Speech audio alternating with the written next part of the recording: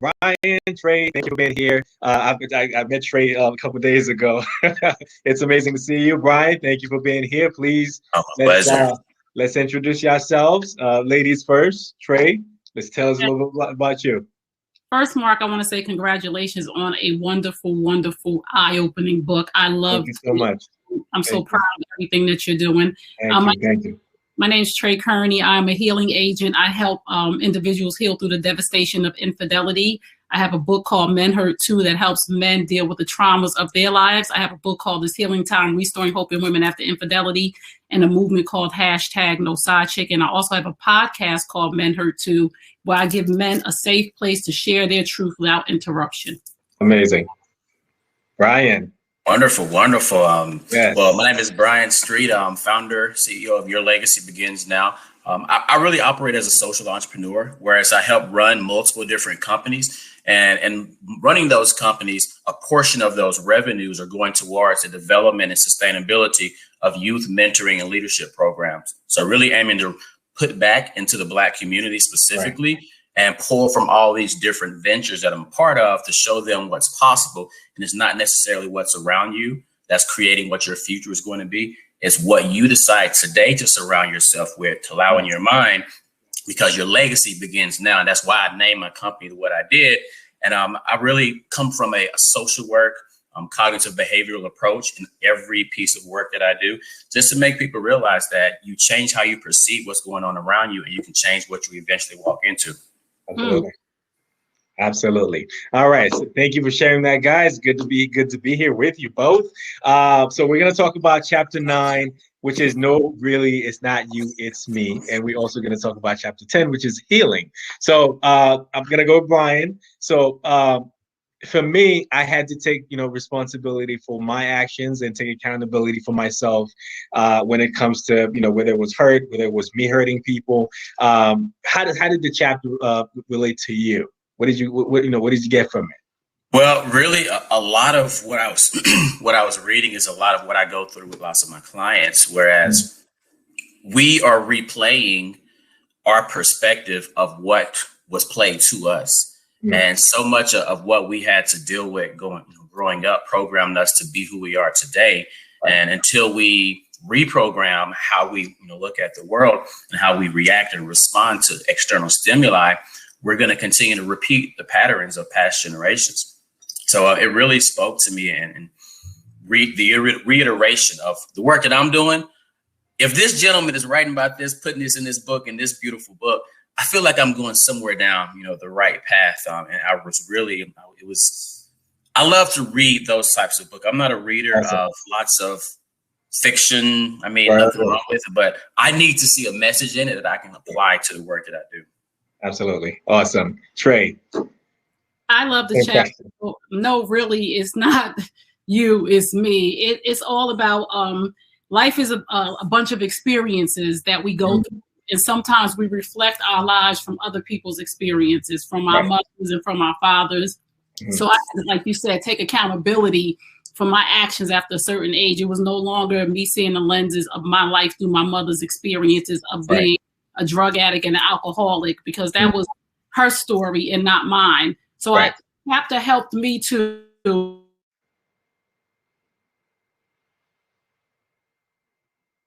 Trey's going out. Can you hear us, Trey? Right now. Yeah, the internet. All right, so let's continue.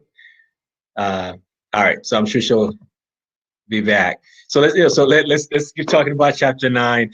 How would you say, it may not be your own experience, but how would you say, facing your own past mistakes, hurt, and brokenness allowed either you or somebody else to heal, right? Yeah, it's something that, even being a professional in the field that I'm in, we go out and we tell people, give people coping mechanisms. You should try this, try that, use this method. But we have to realize that, we need help as well.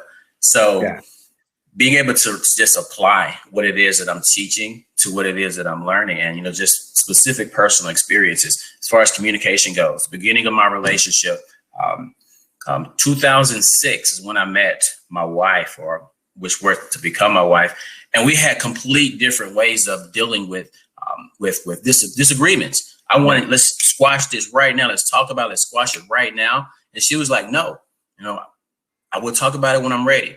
And then it came to a point where I was like, okay, I'm not even going to worry about talking about it. And then she was like, it's like you don't even care anymore. So going through all of those different ups and downs and seeing where it took my relationship has allowed me to take that, that disappointment, that hurt that I experienced throughout that, and pour it into my clients to help them understand the necessity of effective communication. Right. Absolutely. Absolutely. I think, for a lot of us, the fact that if you can face yourself, right, if you can, take responsibility and for whatever you did, whether you caused the hurt or the hurt was caused to you, taking accountability for your part in it, right, definitely helps you grow. So I totally agree with that. Welcome back, Trey. I'm sorry. I hope you guys can hear me now. We can hear you. I don't know if you want to finish your last point or if you want to move on to the next question. It's up to you. I was saying life is a series of moments and stuff. Mm-hmm. Sometimes we get stuck in moments, and a moment lasts as long as we allow that moment to last. And sometimes we have to let go of the moments that hurt us and live in the moments that were good for us. And I learned from my experiences that it was just an experience. And I don't know what your other question was because I was going in and out, but if you could ask it, I'd be happy to hear. Sure. So absolutely. So at the end of chapter 9, right, I talked about, taking responsibility for who you are in order to become, your best self, your healthiest self. So when would you say you started taking accountability of your actions, take responsibility for who you were or your actions, right, that help you become who you are today? I think we lost it again. This is frozen again. Yeah, she's just so good. So let me ask you a question, Brian. Again, I talked about breaking generational cycles, right? When did you, what have you done to break, detrimental patterns that you feel like, was disrupting your peace of mind, your joy in your life? Yeah, well, I look at my relationship with my father coming up. Since I was 4 years old, lifelong athlete. And our relationship was, if it wasn't about sports or if it wasn't about keeping my grades on par, right, it was like awkward silence. Like we just didn't have that dialogue, that interaction as a father and son should have, in my personal opinion. Mm-hmm. So coming up, I would see that in him and I know, okay, that's something I want to make sure that I correct. I don't do that. I don't have that type of relationship with my son, with my children once I become a father. And then also I looked at the relationship between him and my mom and I saw the things that I did not want to repeat. So I always kept ingrained because at the age of 10 years old, I can see it like it was yesterday. Yeah, they had just got out of a fight, my mom and my father, and my mom came to the room and told us, and when all of y'all finish school, I'm leaving your dad. I was 10 years old. Wow. My baby sister finished high school. This was like maybe 2007 or so. Yeah. So like 15 years later almost. And I got a text message that mama filed for divorce. And it broke me down because I knew just that feeling of being that statistic. And it was just a horrible feeling. Yeah. So I would look at everything that he did as a father that was great, which he was a wonderful provider. We were never in need. Then I looked at the thing that he did as a spouse, and then also just the communication or lack thereof that he had. And I always allow myself to not fuel the negativity, to not fuel the bad, because it's in there, genetically it's in there. So to not fuel it, but look at, okay, what does the opposite look like? What is the alternative? And then just really aim to continue to push and go in that direction. Absolutely. Thank you for sharing that. Which lead us into the healing chapter. It's hard to say that, we all have been through, some traumatic experiences, right? And it's crazy.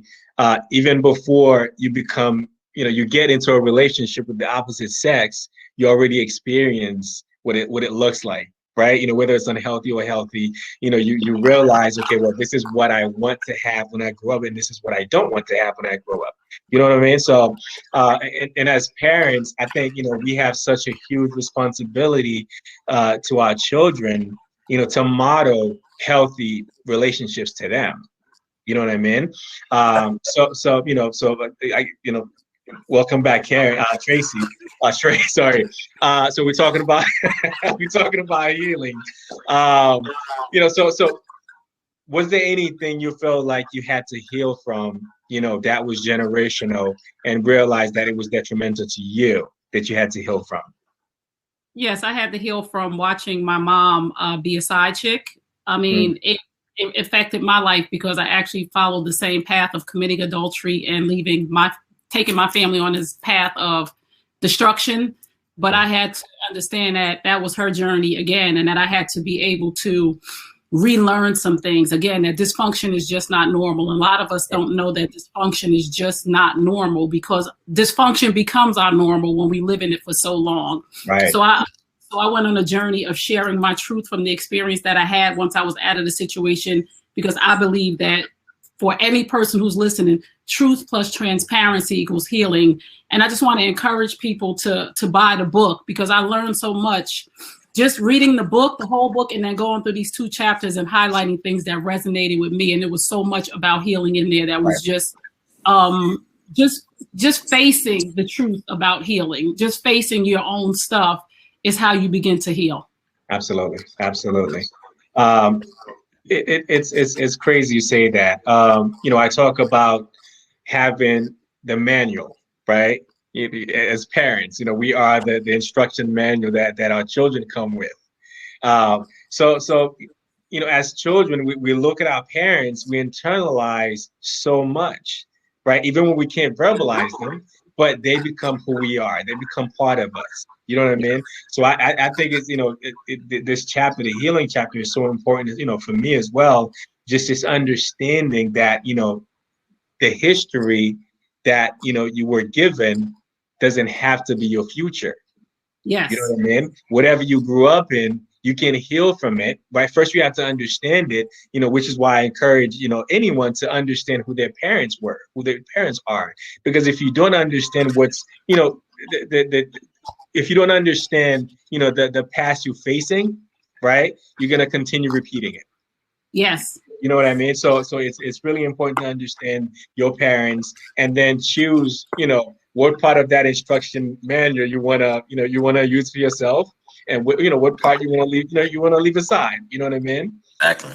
Absolutely. So, I know time is running fast. Any last thoughts? I'll let Trey go first.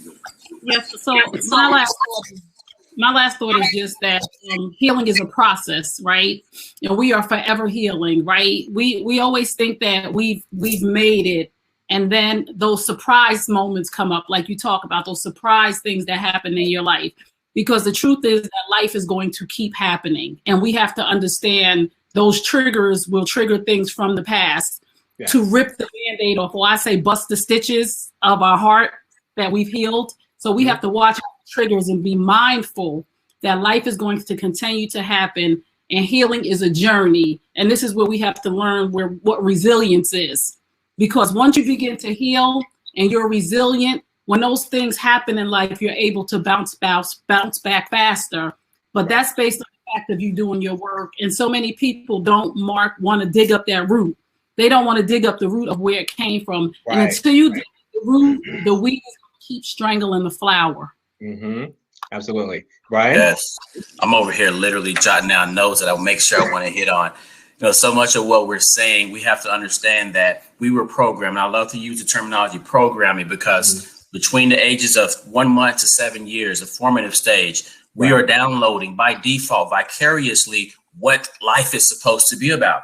95% of the rest of our life is predicated off of what we learned in those first 7 years. Mm-hmm. So until we can position ourselves in new environments to reprogram, we see the little red dot on our phone by the little gear, and it says update. We click that baby so quick, but we don't update this thing up here. This is what we need to be updating.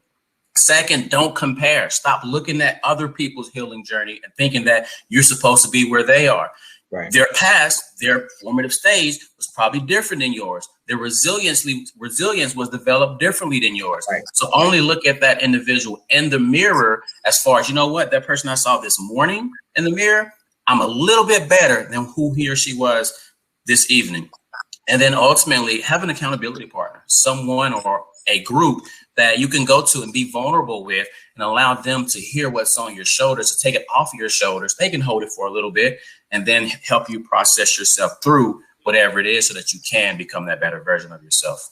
Absolutely. To touch base on both, what both of you guys say, for me, when it comes to healing, what I had to understand was that a lot of the things that, we go through don't start in our adulthood, right? They start from our childhood. So if you can, go back and understand, you don't have to relive those moments, but you have to understand that past, right? So, my parents raised me this way, or I had this traumatic experience, when I was, 12, you know what I mean? So understanding those moments, that is a very important step when it comes to healing, right? And then you have to accept, what? This is where I was, right? You have to empathize with where you were, right? I didn't choose that on purpose, right? Whatever mistakes you did, right? I didn't choose it on purpose. It happened because, emotionally or psychologically, it's where I was at the time. You don't have to dwell in it. So having, understanding those characteristics definitely will help you accepting, right, your own healing process. And in that process, you can absolutely, help somebody else heal. Right. It's not who I am, it's what happened to me. Right. Exactly. So thank you guys so much. I know we out of time. I love you both. Thank you for being here. I wish you both success in what you're doing. Keep doing the work. I'm here. I'll keep going as well. So congratulations. This is it's an amazing book. I just want to encourage everyone who's listening to, when a resource comes, take the resource. Go buy the book, Strong Women, Fed Up Men, Defeated Sons, Broken Daughters. There's something in it for everybody. Thank you so much. Well said. Thank you, Trey. Thank you, Brian. I love you guys. I'll see you guys soon. Thank you. Take care. You too.